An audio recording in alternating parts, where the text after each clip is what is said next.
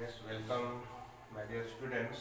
And today is the second topic in civics.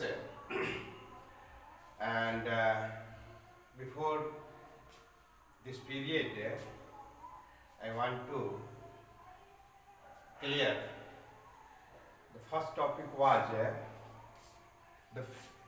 especially the feature of Indian Constitution. Under the topic we have already read federalism, parliamentary form of government, directive principle,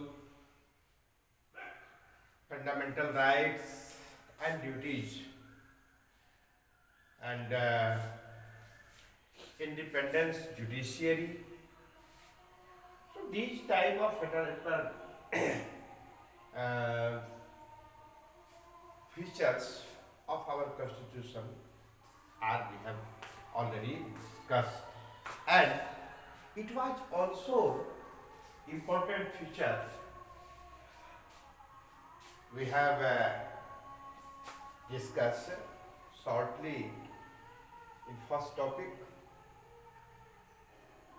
that was secularism.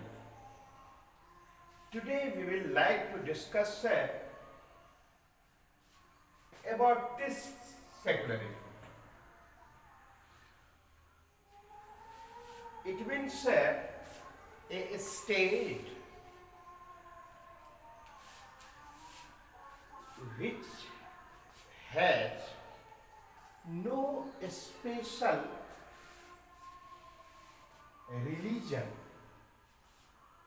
a state which has no special religion, and which doesn't officially promote any particular religion. It allows equal freedom of faith and worship. These are important words to all, सबों के लिए है। ये नहीं है कि particular व्यक्ति विशेष, समुदाय विशेष के लिए इस प्रकार की व्यवस्था है। ऐसा राष्ट्र जहां कि धर्म के आधार पर डिस्टिंग्विश नहीं किया जाता हो,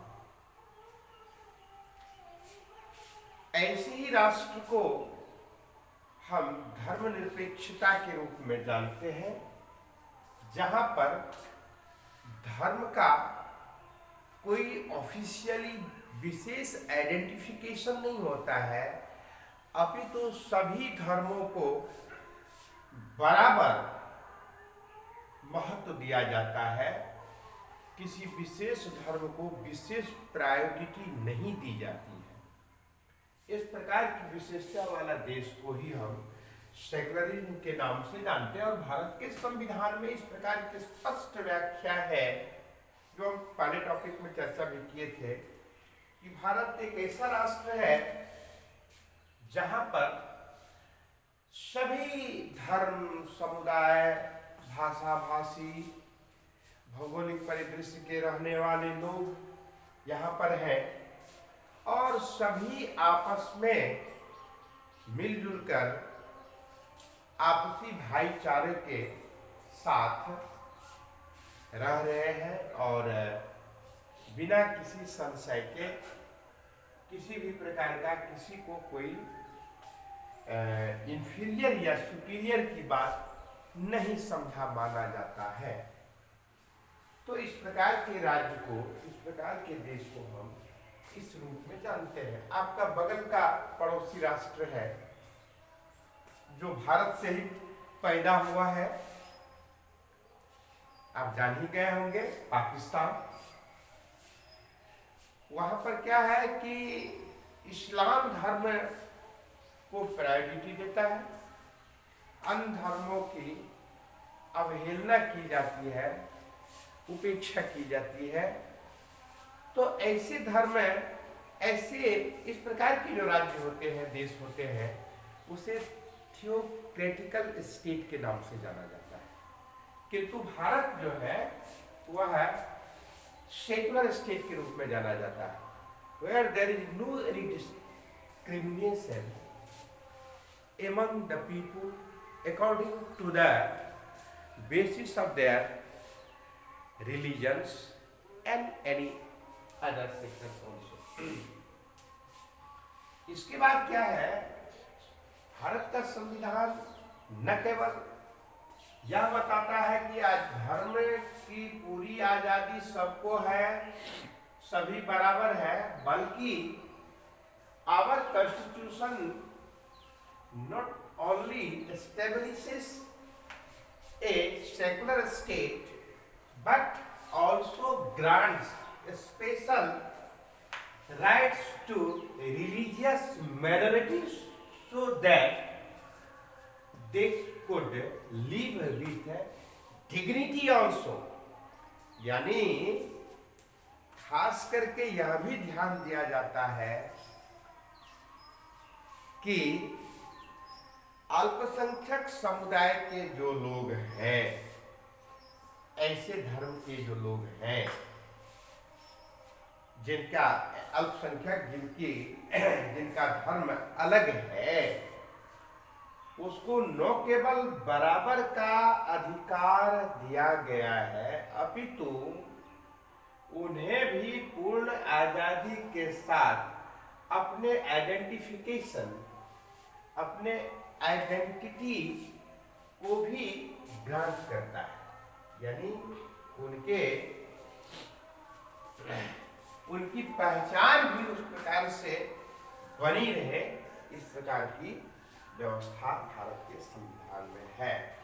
no person is allowed to discriminate, differentiate according to the basis of their religion. It is the main feature of our Indian Constitution। यानी भारत के संविधान की ये वैशिष्ट्यता है कि किसी भी व्यक्ति को किसी भी धर्म को स्वीकार करना, किसी भी धर्म को त्यागना। हाँ, याद रखेंगे, कोई फोर्सली किसी व्यक्ति विशेष को भी नहीं कह सकता है कि आप अमुक धर्म को अपनाइए या अमुक धर्म को छोड़ दीजिए। तो इस तरह से यह संविधान की आत्मा में है। इस प्रकार से यही कारण है कि कहते हैं the core values of secular age. आधार क्या है कि जस्टिस एंड इक्वालिटी, सबों के साथ समान न्याय हो, सबों के साथ न्याय हो और वह भी समानता के साथ, किसी भी प्रकार का विभेद न हो। तो इस तरह से देखा जाता है कि भारतीय संविधान की जो विशेषता है, उन विशेषताओं में आज का जो टॉपिक है सेक्युलरिज्म, इसको स्पेशल टॉपिक के रूप में रखा गया ताकि देश के जनसामान्य से जनसामान्य तक संविधान की जो आत्मा है, संविधान का जो आदर्श है, अपने देश के संविधान का जो आदर्श है, वो जन जन तक उसको जाने, समझे और उसके अनुरूप सभी को चलने का प्रयास करना चाहिए। इस प्रकार की विशेषता वाला अपना देश का संविधान है। तो प्रकार से हम सेकुलरिज्म का अर्थ समझ गए। इसका हिंदी होता है धर्मनिरपेक्षता।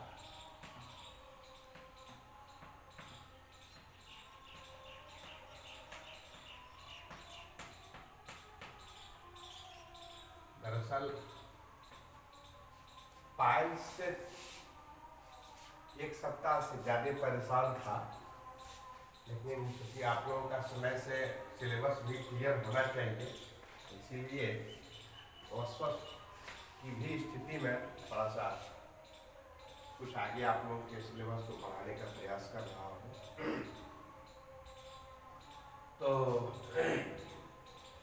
इसमें अब हम लोग देखेंगे, हाँ फिर इस बात को मैं रखना नहीं चाह रहा हूँ क्योंकि प्रवाह है, और फिर समय प्रवाह में जब आऊँगा तो फिर समय की मर्यादा मेरे लिए बंधन बन जाता है कि देश के नेताओं के द्वारा जो सेकुलरिज्म की बराबर चर्चा होती रहती है, शायद कई ऐसे नेता होते हैं जो वास्तव में इसके भाव को, इसकी आत्मा को सही तरीके से भी नहीं समझ पाते हैं, किंतु नारा लगाने में बहुत आगे रहते हैं। क्योंकि आप लोग बचपन में, अभी अब तो बचपन ही है, हम लोग ऐसे 25-30 वर्ष 40 वर्ष पहले देखते थे कि जब किसी को आकर्षित करना होता था, गांव के बच्चा को कुछ अपनी ओर खींचना होता था तो डुगडुगी बजाता था, टॉफे लेकर के, तो लट्ठा लेकर के, तो सन पापड़ी लेकर के, और डुगडुगी बजा करके टोल में गांव में आते थे और सड़क पर से ही डुगडुगी बजाते हुए सबको खींच लाते थे, और माता पिता को विवश कर दिया जाता था बच्चों के द्वारा कुछ उस प्रकार के सामान को खरीदने के लिए। तो ये नेताओं का जो हिसाब किताब है आजकल, यही सब डुगडुगी सब है कि किस कदर जैसे बच्चों को बहला फुसला करके इस प्रकार से टॉफी, बिस्कुट, सन पापड़ी दे करके और अधिक पैसा ऐंठने का काम किया जाता था, भी किया जाता है। उसी प्रकार से आजकल के नेताओं के द्वारा भी वही होता है। ये सेकुलरिज्म का डुगडुगी खूब बजाते हैं बहुत से नेता लोग। खैर उस पर हम नहीं जानना चाहते हैं, फिर ऑफलाइन क्लास जब होगा तो डिटेल्स में घंटा 2 घंटा पर इस पर हम चर्चा करेंगे, किंतु आज इतना ही। आगे हम चर्चा करेंगे कि 3 एस्पेक्ट ऑफ आवर सेकुलरिज्म, उसको हम लोग क्लियर करेंगे। आप लोग इसको पढ़ के आएंगे। आज की कक्षा में इतना ही। धन्यवाद।